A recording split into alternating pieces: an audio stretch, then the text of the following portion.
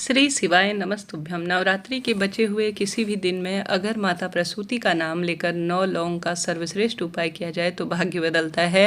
Video में आप दीपक से संबंधित उपाय और अन्य सरल श्रेष्ठ उपाय जानेंगे जो कि आपके मनचाहे विवाह, संतान प्राप्ति, रोग, कर्ज इत्यादि से मुक्ति के लिए बहुत सहायक होंगे। कब कैसे इन उपायों को करें, ध्यान से सुनिए और अंत तक बने रहिए। जैसे कि आप जानते होंगे, माता रानी का सुंदर एक स्वरूप प्रसूति भी है। ऐसे में यह सुंदर स्वरूप भाग्य बदलता है, रोग, कष्ट, कर्ज, पीड़ाओं से मुक्ति देता है। जिस संतान प्राप्ति की अर्थात पुत्र प्राप्ति की लंबे समय से इच्छा है, प्रतियोगी परीक्षा में और कार्य में मन नहीं लगता है, हाई टोक लगती है, दुर्घटना से ग्रस्त व्यक्ति रहता है, तो माँ प्रसूति का नाम आपके भाग्य बदल सकता है। रोग, कर्ज, संकट, पीड़ा, दुख, दरिद्रता से आपके जीवन में सभी तरह की परेशानियों का अंत करता है। आप जानते होंगे जैसे श्री नारायण को और मेरे महादेव को बेलपत्र प्रिय है, श्री नारायण को तुलसी प्रिय है, ठीक उसी तरह से मेरे माता भवानी को लौंग का जोड़ा प्रिय है। तो आपको 9 लौंग लेना है, माँ प्रसूति का नाम लेना है और कभी भी किसी भी दिन माताएं अपने बच्चों के लिए कर सकती हैं। आप स्वयं अपने लिए जब दवाई खाकर दिन की शुरुआत होती है तो कर सकते हैं।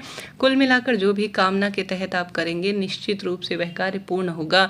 9 लौंग अच्छी अवस्था के लेने हैं, बिल्कुल छोटे छोटे लौंग नहीं, परिपूर्ण अच्छी अवस्था के आपको लौंग लेना है। अपने हाथ की हथेली में इन्हें रख लेना है। कभी भी किसी भी दिन छोटे बच्चों से लेकर बड़े बूढ़े व्यक्ति तक 21 बार 9 लौंग को 21 बार माँ प्रसूति का नाम लेकर महादेव का ध्यान कर कर आप सभी को उतारा कर लेना है। कितनी बार उतारा करना है? 21 बार उतारा करना है। कहा जाता है नवरात्रि के दिन चमत्कारी हैं और इन दिनों भाग्य बदलता है और संतान की सभी परेशानी, प्रतियोगी परीक्षा, नशा, क्रोध इत्यादि से मुक्ति देने में यह दिन सहायक होते हैं।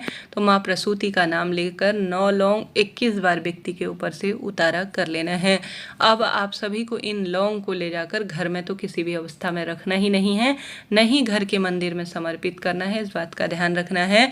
इन 9 लौंग को जो उतारा आपने कर रखा है, गुरु जी कहते हैं आप सभी को या तो शिवलिंग के ऊपर या बहते हुए पानी में इन्हें प्रवाहित कर देना है। महाकाल विष का प्याला पीने वाले हैं और समस्त जो है भक्तों को अमृत देने वाले हैं। तो अगर आप चाहते हैं कि आपके जीवन में जो विष घुल रहा है उसका अंत हो और महाकाल आपके जीवन में अमृत घोलें, तो आप सभी को विषधारी अर्थात सभी रोग, शोक, कष्ट, संकट, पीड़ाओं का निदान करने वाले विषधर का स्मरण कर कर शिवलिंग पर या तो इन 9 लौंग को माँ प्रसूति का नाम लेकर समर्पित करें या कहीं आसपास बहता हुआ पानी है तो इन लौंग को आप सभी को उस व्यक्ति का जिसके ऊपर से आपने उतारा किया है उसका नाम गोत्र बोलकर इन 9 लौंग को समर्पित कर दीजिएगा।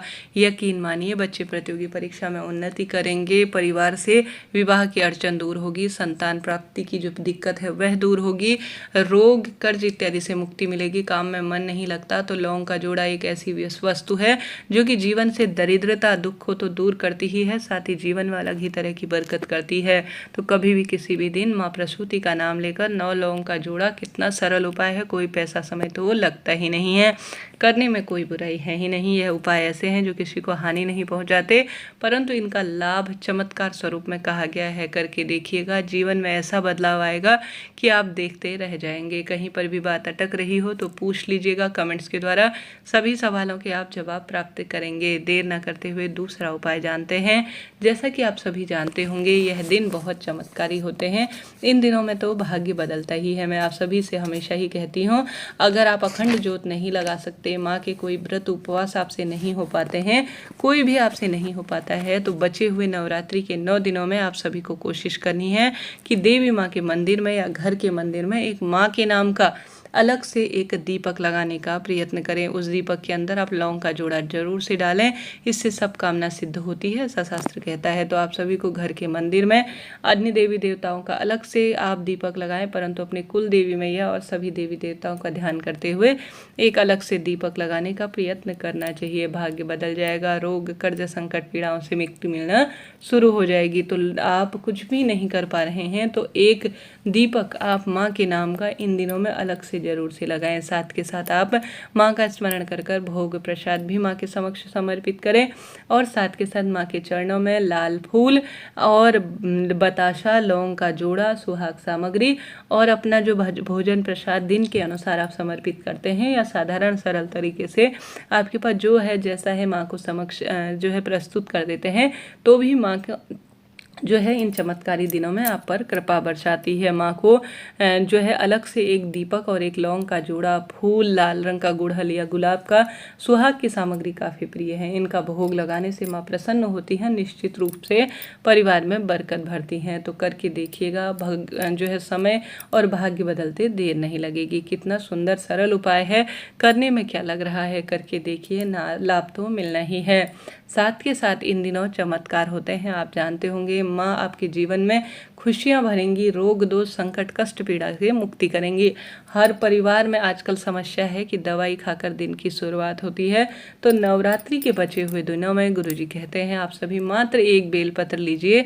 जो व्यक्ति ज़्यादा जीवन में हर स्वरूप में परेशान हो रहा है, उसके कमरे में 2-4 घंटे या रात भर एक बेलपत्र डालकर जल का लोटा रख दीजिए। जल का लोटा सुबह उठा लीजिए या शाम के समय, या जब भी आप चाहें। तो सबसे अच्छा है कि आप रात्रि भर इस जल के लोटे को रख दीजिए, और साथ ही इस जल के लोटे को आप ले जाकर घर में घुमाने के बाद जब भी आपको मन हो, आप नीम वृक्ष की जड़ में, नीम वृक्ष में देवी मैया की सभी शक्तियाँ वास करती हैं, वहाँ समर्पित कर कर आ जाएं। एक दीप लगाएं घर में, जो यह बेलपत्र डालकर आपने जल का लोटा घुमा रखा है और उस व्यक्ति के पास में जल का लोटा रख रखा है जो क्रोधी है, विवाह की अड़चनों से दवाई खाकर दिन की शुरुआत होती है, हार रहा है जीवन में, तो उस व्यक्ति का नाम गोत्र बोलकर आप नीम वृक्ष की जड़ में किसी भी निषेध से समर्पित कर कर आते हैं, तो लाभ आपको मिलना ही है। तो इतने सुंदर मैंने 3 उपाय बताए। चौथा उपाय जिसमें गुरुजी कहते हैं आपको किसी भी दिन पंचमुखी दीपक जो कि पंच देवी देवताओं को समर्पित दीपक है, यह उपाय करना है। आपको एक दीपक लेना है, मिट्टी का, आटे का, जैसा भी आपके पास दीपक है वह ले लीजिए। उसमें आप 5 बत्तियां रख लीजिए। 5 बत्तियां साधारण सरल तरीके से लंबी रखिए, गोल रखिए, यह कोई प्रमाणिक नहीं है। बस आपको दीपक लेना है, उसमें 5 बत्तियां लेनी हैं, और उस बत्ती के अंदर घी या तेल जो भी आप प्रयोग में लेना चाहते हैं वह ले लीजिए। अब आप सभी को 5 बत्तियों में स्मरण करना है। सबसे पहले गणेश जी महाराज, माता दुर्गा भवानी, सूर्य नारायण भगवान, श्री नारायण अर्थात श्री हरि विष्णु और महादेव का, इन पंच देवी देवताओं का आपको ध्यान करना है। और इस दीपक को ले जाकर अपनी मन की कामना कहकर कि हे पंच देवी देवताओं, मेरे जीवन में बरकत भरो, खुशियाँ भरो, ऐसी प्रार्थना करते हुए या तो शिव मंदिर में प्रज्वलित कर कर आ जाएं, या घर के मंदिर में देवी मैया या सभी देवी देवता जो विराजमान हैं उनके समक्ष आपको प्रस्तुति से कर देना चाहिए। गुरुजी कहते हैं यह जो पंच देवता होते हैं यह जीवन में दुख दरिद्रता का तो नाश करते ही हैं, साथ ही हिंदू धर्म में सबसे प्रमुख और पूजनीय माने जाते हैं। तो पंच देवी देवताओं के नाम का जो दीपक है वह घर में अलग ही बरकत भरता है। तो आप सभी को कोशिश करनी है, एक दीपक के अंदर 5 बत्तियां रखनी हैं, जिनमें आपको महादेव, माता रानी अर्थात माँ दुर्गा भवानी का स्मरण, सूर्य नारायण, गणेश जी और श्री नारायण का ध्यान कर कर साधारण सरल तरीके से कभी भी किसी भी दिन प्रज्वलित कर कर आ जाना है। भाग्य और समय बदलते देर नहीं लगेगी।